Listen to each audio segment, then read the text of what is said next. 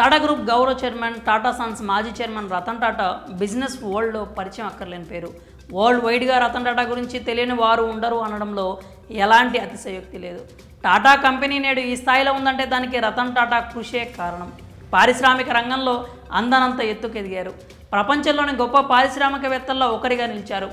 ఎంత ఎత్తుకు ఎదిగినా ఒదిగి ఉండే వ్యక్తిత్వం ఆయన సొంతం. అంతకు మించి గొప్ప మానవతావాది. టాటా కంపెనీ పట్ల, ఉత్పత్తుల పట్ల ప్రజల్లో విశ్వాసం కలగడానికి ప్రధాన పాత్ర పోషించింది రతన్ టాటా అని చెప్పొచ్చు.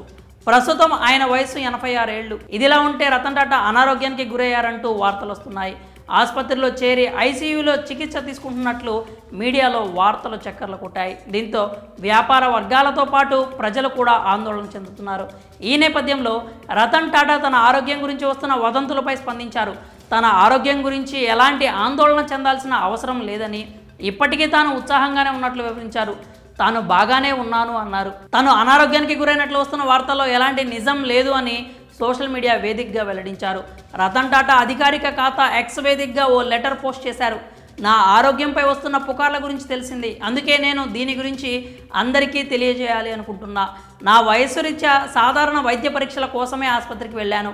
ఎవరూ ఆందోళన చెందాల్సిన అవసరం లేదు అని తెలిపారు.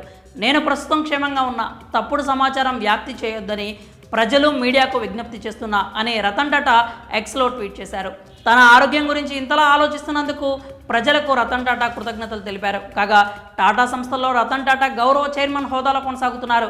టాటా సంస్థ automotive, aerospace, defence, information technology, steel, real estate, financial services, investments, aviation, e commerce, tourism సెక్టార్లు ఇలా చాలా వాటిల్లో టాటా గ్రూప్ సబ్సిడరీలు ఉన్నాయి.